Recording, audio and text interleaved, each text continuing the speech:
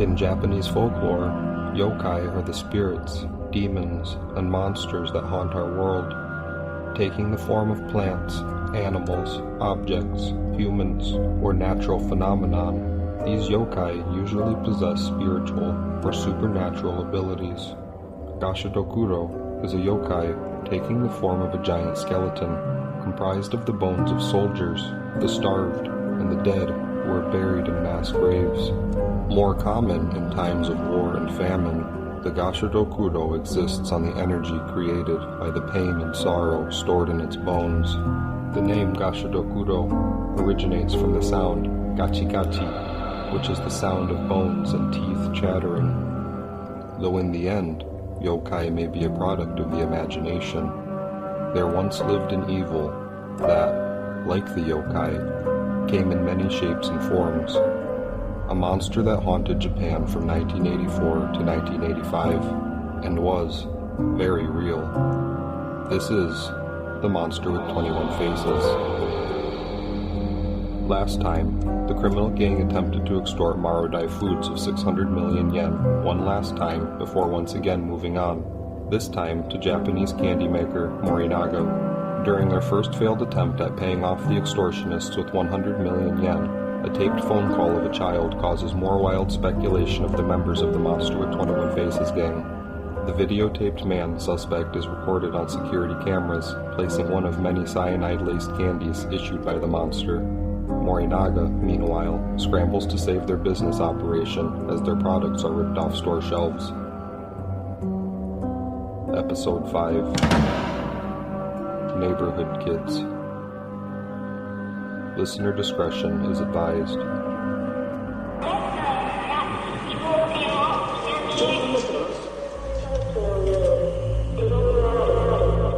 On October 11th, 1984, investigators released the results of the professional analysis they'd conducted regarding the April 24th phone call of a woman's voice and the September 18th phone call of a child's voice during separate extortion attempts.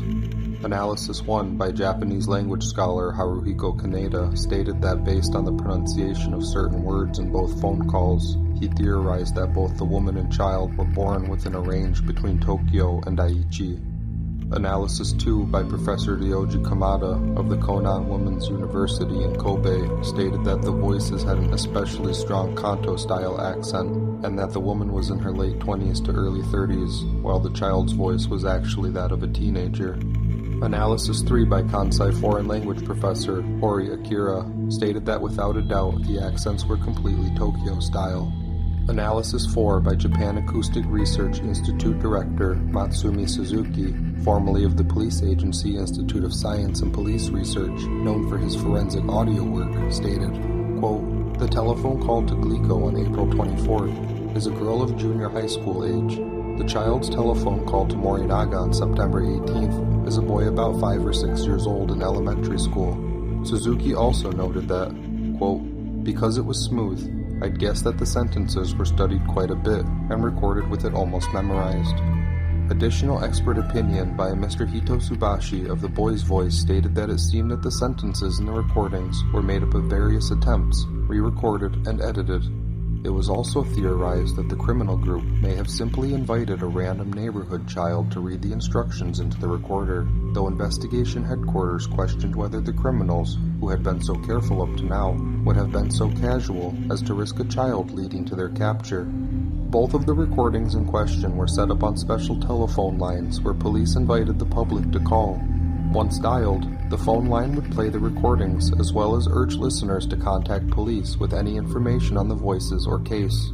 When played over television, radio, and phone lines, the voices everyone in Japan had been waiting to hear held a surprise. They turned out to be those of a woman and child. Accompanied with the male criminals, it gave the appearance that the criminal group was a family, with all of its members, from father to mother to child. The citizens of Japan began to question, who could this evil and dangerous family be, living alongside them, secretly, day to day? The letters sent by the Monster with 21 Faces were written in the Kansai dialect. It is a dialect common in speaking, but is rarely used in writing. The use of this Kansai dialect allowed for the author of the letters to convey a sense of humor, emphasizing their personality. It was believed, however, that the author of the letters was not naturally from the Kansai region.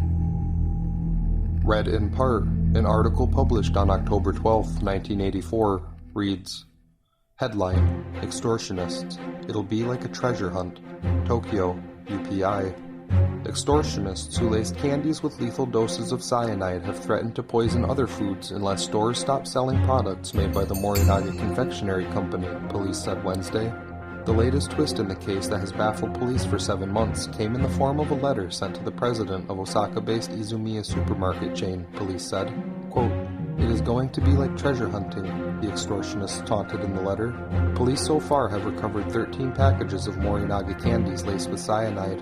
The extortionists, who are believed to be responsible for the kidnapping of the president of another candy company last March, have warned that 20 cyanide-spiked packages of candy are lurking on store shelves. All the packages recovered so far have been labeled with warnings that they contain cyanide, but in letters to news organizations, the group has threatened to put 30 unmarked packages of cyanide-laced sweets on the store shelves unless Morinaga agrees to its extortion demands. Read in full, an article published on October 13, 1984, reads, Headline, Poisoning of candy in Japan forces layoffs. The Morinaga Candy Company, hit by sales losses after extortionists poisoned its products with cyanide, laid off 450 workers today and cut production in half. As the police continued searching for poisoned candy, 100 special phone lines were added to the 22 set up Thursday to allow callers to listen to the taped voices of two people speaking for the extortionists.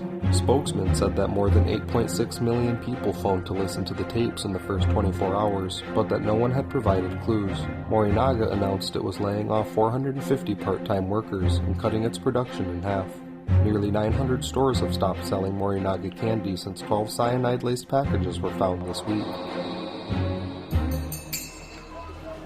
That same day, on Saturday, October 13th at 5 o'clock, Morinaga's Monaka Choco Jam-filled wafers were found at the Kansai West Seiyu Utada store. It had 0.17 grams of cyanide when tested. Read in part, an article published on October 14, 1984, reads, Headline, Employees and families search stores for tainted candy. About 3,000 people, employees of a Japanese candy maker and members of their families, will search stores across the country next week for 7 boxes of poisoned candy believed to be on store shelves, a company official said today. Mitsuo Yamachi, a spokesman for Morinaga's Osaka office, said 2,000 employees and 1,000 family members will participate in the search. The National Police Agency today issued an emergency order to local police headquarters to strengthen patrols at supermarkets and department stores. Osaka police said about 6,000 policemen would watch 1,751 retail outlets in that area alone. Meanwhile, police said 468,733 people had dialed a special telephone number over a 41-hour period to listen to tapes made when the group telephoned Glico and Morinaga to demand money. Police said 30 people who listened to the tapes had given useful information. Yamachi said his company has laid off 450 workers and cut production by half as thousands of stores around the country removed Morinaga products from their shelves. He said his company may resort to street sales or door-to-door sales to compensate for losses from the ordeal. Read in full, another article published on October 14, 1984, reads, Headline, Candy Here Not Tainted. Officials of the Morinaga Company and wholesalers on Okinawa said no boxes of cyanide-tainted Morinaga products have shown up in Okinawa. A total of 13 boxes of Morinaga chocolate and other candy laced with powdered sodium cyanide have been found at stores in Osaka and Kyoto, and in Hyogo and Aichi prefectures, all in central mainland Japan. Morinaga officials and officials at Dainaha Department Store, the local branch of the largest department store chain in Japan, said they are checking each shipment received from the mainland. None of the company's products have been taken off the shelves on Okinawa, they said. On October 15th, following consultation with the police, it was requested that the press did not report any new blackmail cases by the monster with 21 faces. The press did not accept, stating, quote, It will deny freedom of the press. That same day, on the 15th, a letter arrives at Mainichi, Sankai, Asahi, and NHK's Osaka station. To Suzuki from the National Police. I feel sorry for you. You lost a lot of hair because of us, didn't you? People complain because your head causes a lot of glare now. Instead of giving you medicine for baldness, I will give you a hint. We bought Morinaga sweets in the Gifu prefecture. You can find that out. We stole the typewriter, so it's pointless to search for it. You can find the copy machine, right? Even if you find it, you won't understand anything about us. We let neighborhood kids deliver the candies. If you give children some money, they'll do anything. We left them in Seiyu and Koyodai, Kawanichi and Katsura. We don't forget grudges. We have an unlimited amount of acid. We gave a present to NHK. Take a good look. Quiz. I wonder how many people we can kill with the acid that we sent to the NHK. We will send a present to 10 people who answer that question, and we will select them in a lottery. Present is a Morinaga product with acid. The sender was listed on the envelope as the monster with 21 faces and was postmarked in Osaka South 2 days prior between noon and 6 p.m. A 60 yen stamp was affixed. In the letter to NHK are 30 pills, amounting to 34 grams of cyanide. Hyogo Prefectural Police initially hesitated to publicly release the videotaped man recording from the Family Mart store on the morning of October 7th. However, on October 15th, under the National Police Agency's strong guidance, a description, images, and video are released to the world, prompting citizens for calls with information on the suspect. Reasons for the hesitation were varied. Firstly, the release of the information and video would let criminals know what investigators knew.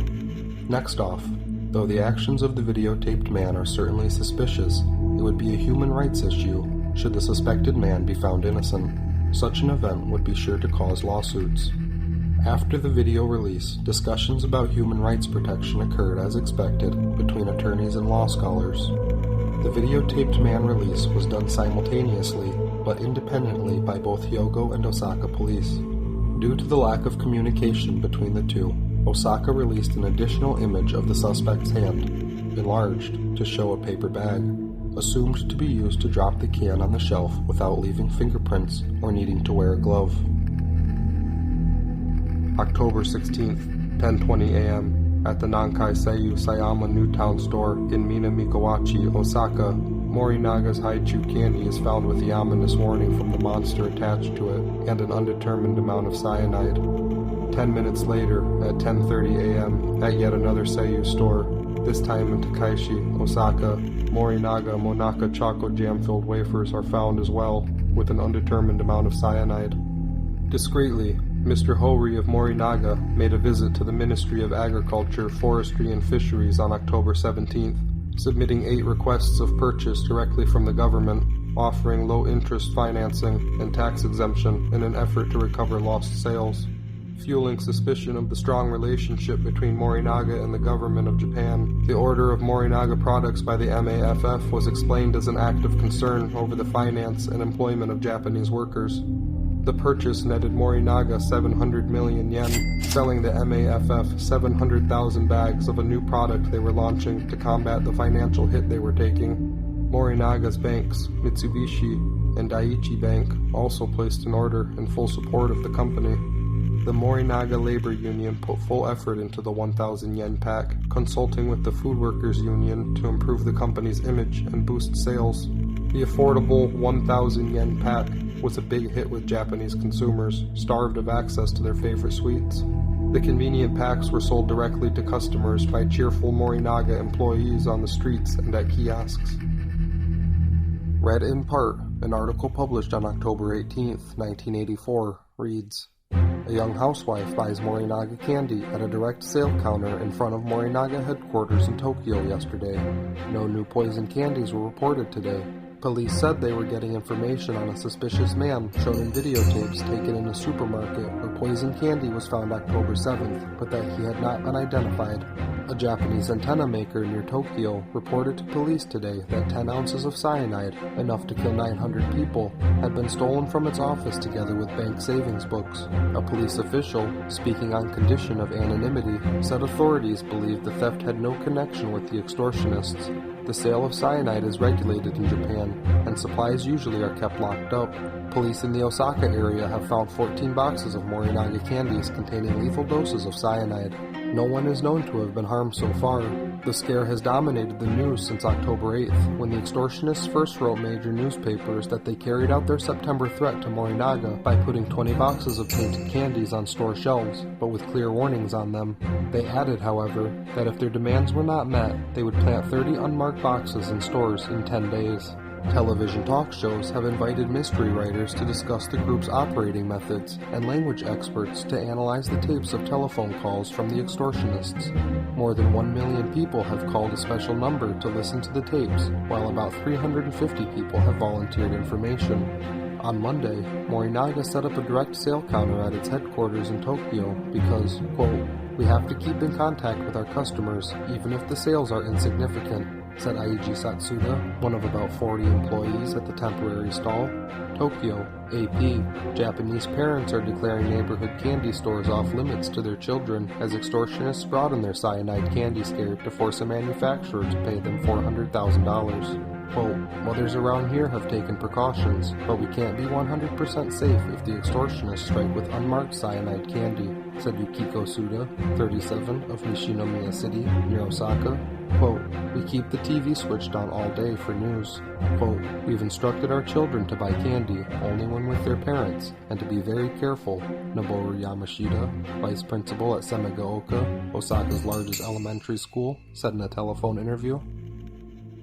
Read in part, an article published on October 22, 1984, reads, Headline, Policemen watch for poison candy.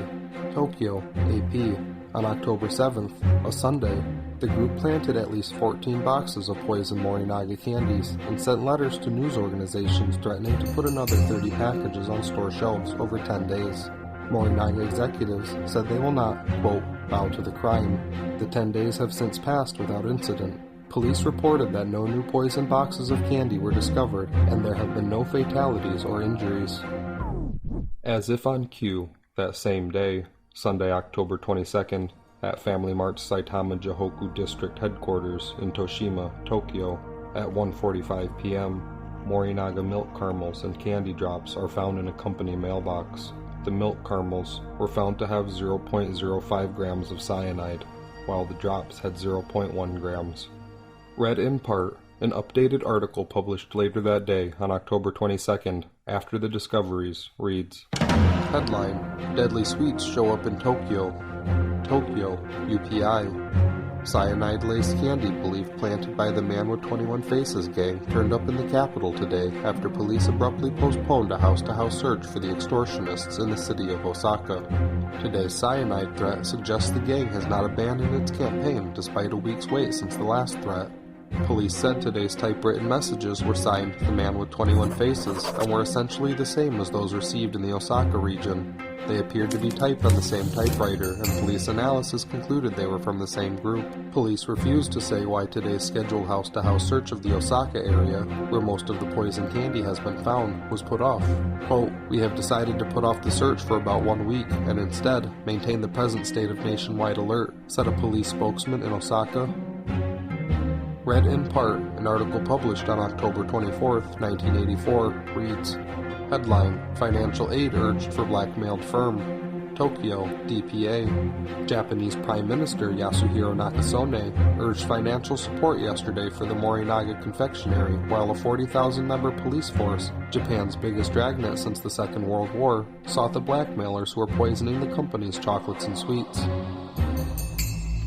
On October 25th, the Ministry of Agriculture, Forestry, and Fisheries issued a notice to the Food Distribution Bureau Director in support of continued government aid to Morinaga, requesting cooperation from ministries and agencies at the Secretary General meeting. A similar notice of support by the MAFF was also issued on January 25th the following year.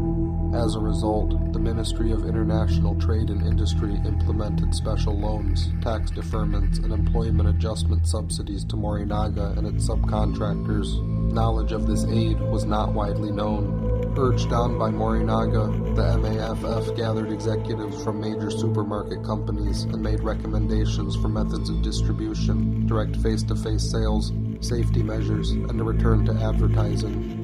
Because the product is out of the manufacturer's hand once displayed in the store, the most vulnerable point of attack by the criminals, the strain between manufacturers and distributors grew as safety steps were expected on both ends, from factories moving to tamper-proof packaging to increased surveillance and security at stores. To Suzuki of National Police. Did you see Weekly Yomiuri? Democratic police mustn't bully law-abiding citizens. If you don't have people's support, you cannot catch us. Private detectives will get destroyed by Kira Mitengu. Man in the video is good. He looks like Hyogo Prefecture's Detective Masuda. If Suzuki used Adirons, he would maybe look like him too. Don't misuse it. Our friend left it in Tokyo's Ikebukuro. Another friend left it in Maruai and Nagoya. We can do it any time. When there's police, we don't leave it so that we don't get found. After they leave, we place it. It's an endurance contest. If we have 30,000 or 40,000 yen, we can continue doing it. Can you guys do other work properly? You should surrender soon and stop the search. In the Lockheed bribery scandals, no one was arrested. If Morinaga apologizes to us and pays us, we'll forgive them. If police stop the search, we will stop placing the acid. It's a good deal, right? Monster with 21 faces. Postmarked in Akashi the day prior, between 8 a.m. and noon, the letter arrived at Mainichi, Sankei, and Asahi newspapers on November 1st, 1984. The letter sent to Mainichi was a carbon copy, and the text was reversed. References in the note are seen in the statement. Private detectives will get destroyed by Kira Mitengu. Kira Mitengu is the title of a novel, Tengu meaning goblin in Japanese. In the line, man in the video is good. He looks like Hyogo Prefecture's Detective Masuda. Hyogo Prefecture's chief executive detective is Kinari Masuda. If Suzuki used Adirons, he would maybe look like him too, is the follow-up line mentioning Adirons, a medicine for hair growth. Also on the 1st of November, a threatening letter arrives at the Tokyo home of Morinaga Dairy Vice President Mitsuo Yamada. To the President, you saw our power, didn't you? If you disobey us, we will destroy your company. You will get killed. Decide whether you want to give us money, or do you want to see your company destroyed? Tell us in the Mainichi newspaper on either the 5th or the 6th of November.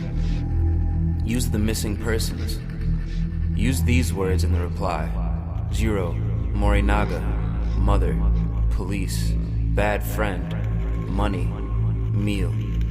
As we said before, we want 200 million yen. Monster with 21 faces. The sender was listed as Morinaga Confectionery on the envelope, which was postmarked in Myoko, Kyoto, the day prior, between 8 a.m. and noon. A 60 yen stamp was attached.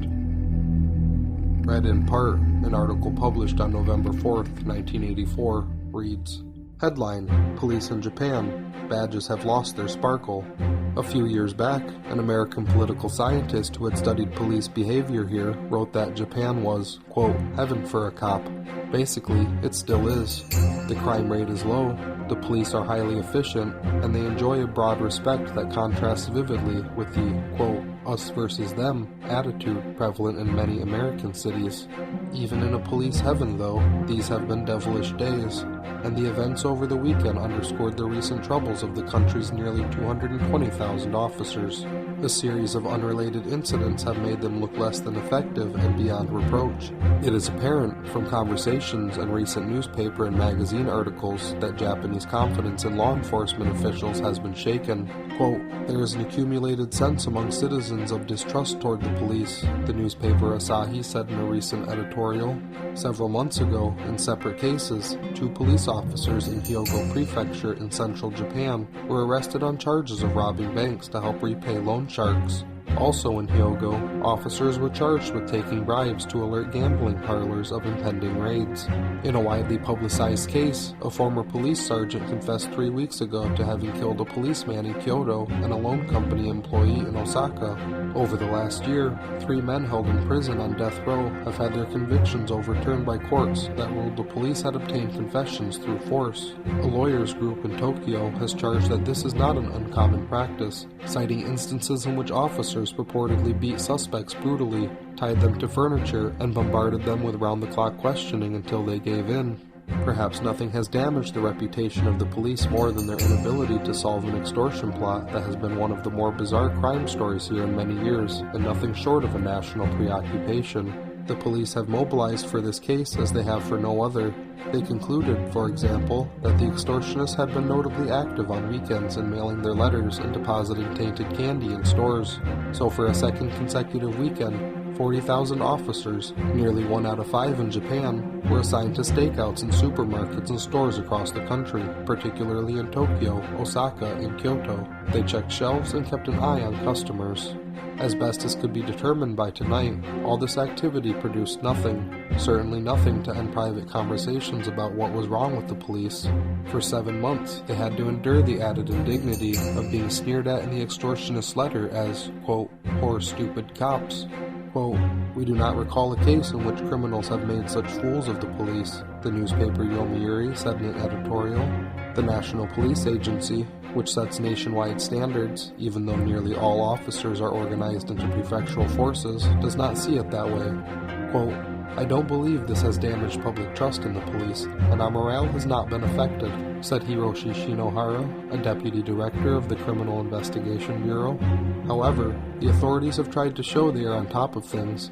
The government began a campaign urging Japanese to buy products of the Morinaga company, whose sales have dropped by 60%, and the police have kept up a steady flow of announcements and news leaks.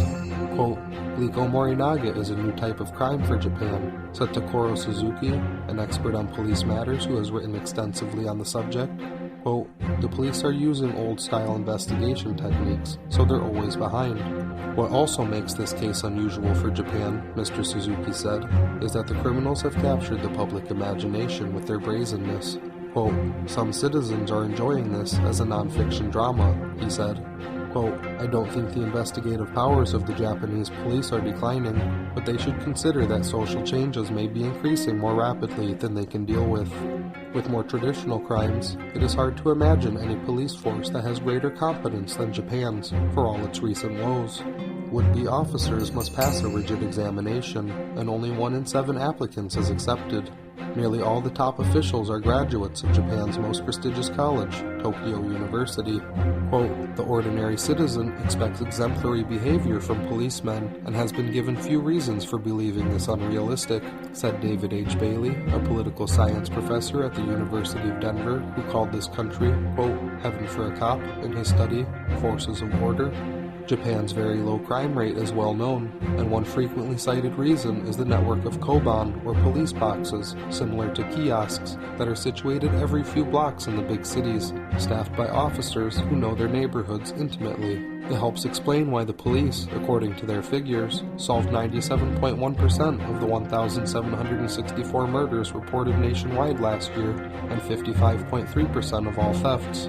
The comparable rates in the United States, as compiled by the National Police Agency, were 73.5% for murder and 17.3% for theft. Despite their obvious efficacy, Mr. Suzuki believes the Japanese police will have to work harder to maintain their reputation. Cases such as Glico Morinaga, he said, can only hasten the undermining of faith in police reliability. Reflecting that was one of the cheekier letters from the mystery man with 21 faces, it suggested that certain senior officers resign if they fail to find him. Whatever else they may think of the mystery man, some Japanese saw merit in that idea. 6th of November, Morinaga responds by placing the missing persons advertisement in the Mainichi newspaper's morning edition. Dear Jiro, bad friend disappeared. Come back. Warm meal is waiting. Mother Chiyoko. Broken down, the secret message is thought to be referring to gold as warm meal. Mother is Morinaga. Bad friend is the police. And Jiro is the monster group itself. Interpreted this way, the message reads, Dear Monster, the police disappeared. Come back, the gold is waiting. Morinaga. 7 a.m. on the 7th of November, at the Osaka residence of Hiroshi Wada, general manager of House Foods Industry, an envelope arrives in the mailbox. House Foods is a major Japanese company known for its snacks, noodles, and most of all, curry. In the envelope addressed from Yoshiaki Yamaguchi, the company's director, Hiroshi Wada finds 2 letters. One is for him, and the other is for his boss, House Foods President Ikyo Urakami. Also sent with the letters is solid acid and a packet of House Foods Vermont curry, which had been injected with acid. There was also a tape with Katsuhisa Izaki's voice on it. To Wada. Give this letter to the president. If you give it to the police, we will burn your house down. Do not use the phone. Police have tapped it. Do not use mail either. Show it to Urakami or Otsuka directly. Monster with 21 faces.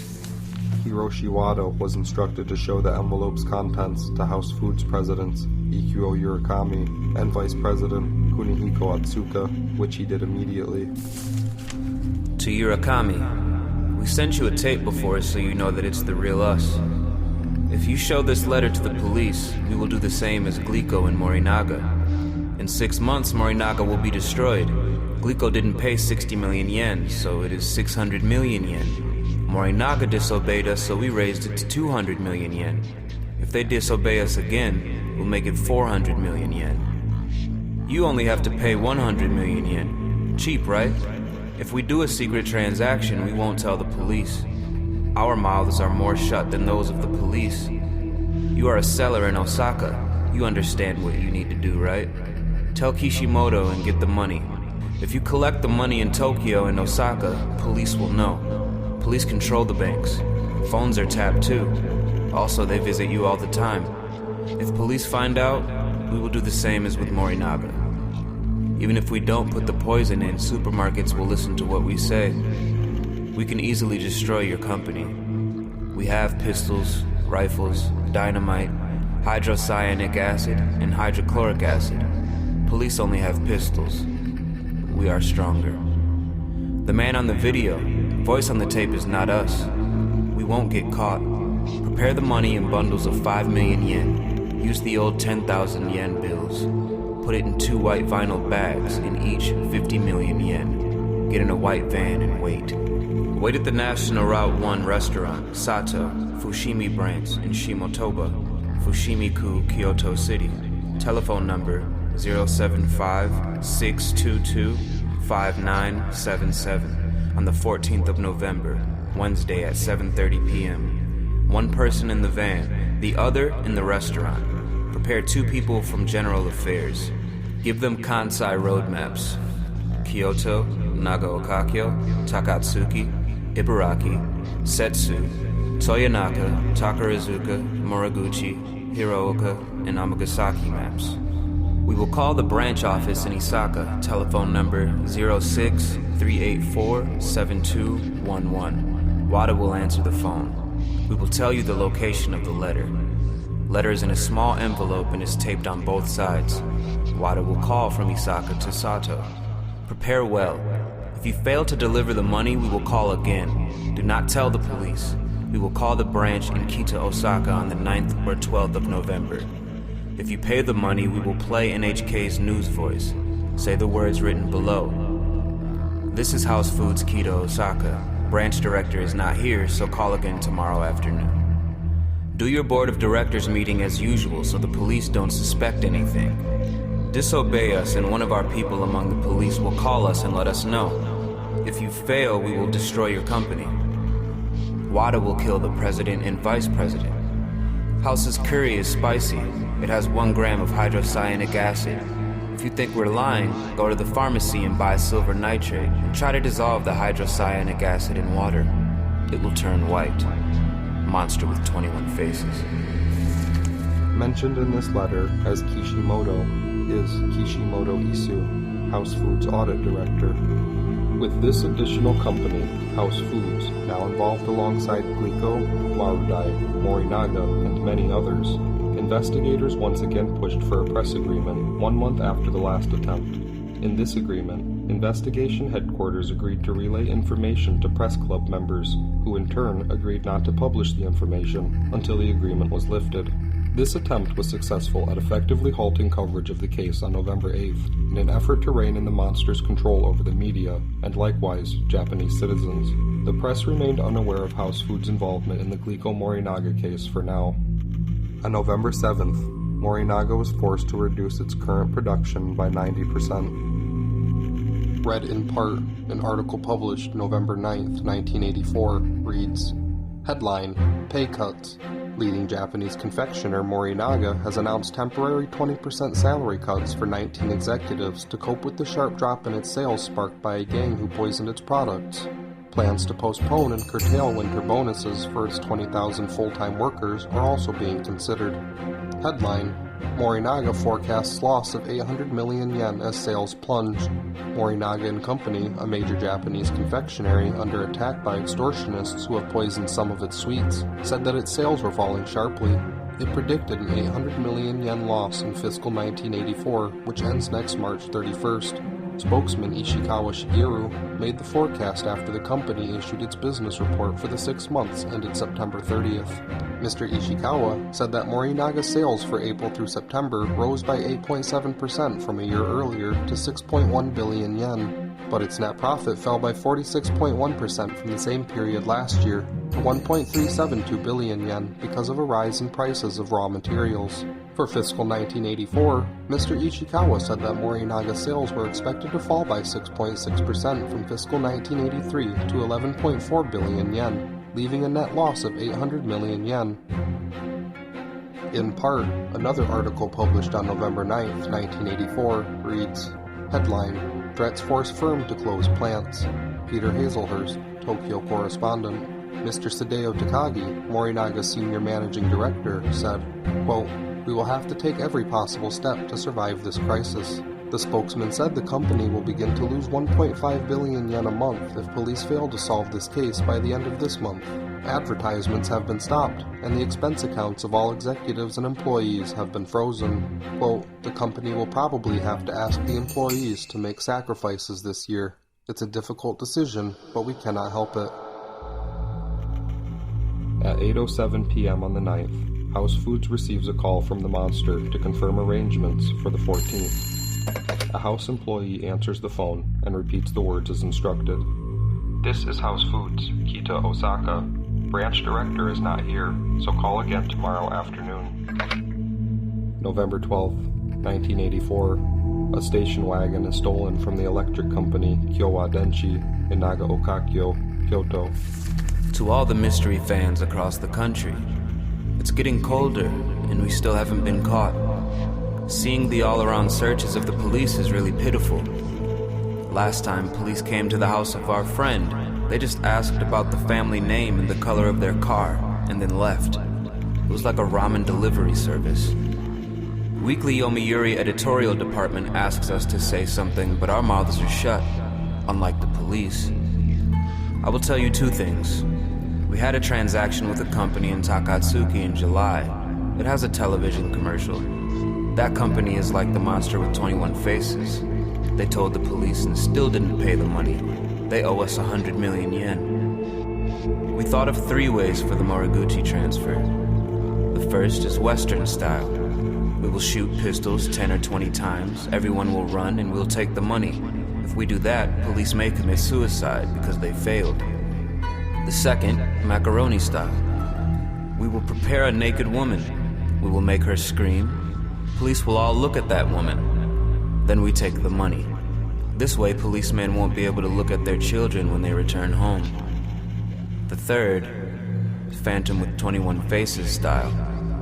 Police put the money in a bucket. After 2 hours, no one shows up. We remove the bottom of the bucket and then take the money from the dug hole in the ground. We are 1 level above the police. It was fake bills, so we didn't take them. Who are we? Sometimes police, sometimes bullies, sometimes stock advisors, sometimes reporters, sometimes reckless drivers, sometimes railway workers, sometimes ham radio maniacs, sometimes cat lovers, sometimes postal workers, sometimes factory workers, sometimes abductors. True identity is Monster with 21 Faces. The letters arrived November 13th at Mainichi, Sankai, Yomiuri, and Asahi newspapers. The envelopes were postmarked in Tokyo's Toshima and Shitaya post offices the day prior between 6 p.m. and midnight. The letter destined for the Asahi Tokyo headquarters was the lone traveler through the Toshima post office, where on the 12th of November, Toshima postal workers found this piece of mail suspicious and sent it to the Tokyo Center post office for consultation. There was no stamp. Unknown to the press still, the, quote, company in Takatsuki, mentioned in the letter, was the monster almost revealing Marodai's involvement. As well in this letter, the monster revealed their plans for retrieving the 100 million yen during the deal with Morinaga outside the beauty salon Ogawa in front of Moriguchi train station nearly 2 months prior on September 18th. On this day, a 2-meter-high iron construction fence temporarily ran over a manhole 50 centimeters in diameter and 70 centimeters in depth. 17 centimeters of the manhole was visible on the construction site side of the iron fence, and 33 centimeters was visible on the bicycle parking lot side. However, the blue plastic container on that day was placed over the manhole against the fence, obscuring it from view of the police. The monster's plan was to remove the manhole cover from the construction site side, allowing access to the bottom of the container, which would then be broken with a tool, allowing the money to be removed from the bags in the 5 million yen bundles they had requested. However, on this date, police left the 100 million yen in the blue plastic container for only 20 minutes before removing it and calling the operation off. The monster was not given enough time to enact its plan, if it was ever intending to. Though the whole event may have been orchestrated for fun, investigation headquarters concluded that it would have been possible to retrieve the money as stated in the letter. Inspection of the site placed a manhole in the location the plastic container had been. As well, investigation into the blue plastic container that was taken into evidence that day revealed 5 separate 6.2mm holes that were drilled into the bottom of the container, with a metal fitting found inserted in one of the holes. The monster was, indeed, prepared to retrieve the money. Next time on The Monster with 21 Faces. You understood our power, right? You were fools for relying on the police. Your company will be destroyed in 4 months. We haven't been caught for 9 months now. We hold to our promises. We will abduct the chairman and president and destroy the company. This production was brought to you by The Dark. Sound design, score, and letter readings were done by Austin Michael Riley. Narration, research, and information compilation was done by Michael Wellborn. Our executive producer is Nick White. The events in this program are true and took place between 1984 and 1985 in Japan. This presentation of the case provides a timeline of the facts as accurately as possible. The letters by the Monster with 21 Faces criminal group are read in as much entirety as possible with the resources available at the time of making this. The letters, news articles, and information were compiled from various books, websites, videos, and articles. No copyright infringement is intended. A list of sources can be found at themonsterwith21faces.com, as well as a video and photo archive of the case. Apologies for any mispronunciations, errors, or omissions. With the help of listeners like you, this may be corrected. If you have any new or useful information, please send it to us at 21monsterfaces@gmail.com. That's the number 21monsterfaces@gmail.com. This project is the product of intrigue and research over nearly 15 years. It is provided for your curiosity at no cost, though if you appreciate the work, a donation is welcome and can be given at themonsterwith21faces.com. For more art by The Dark, visit us at darkart.com. That's DARQ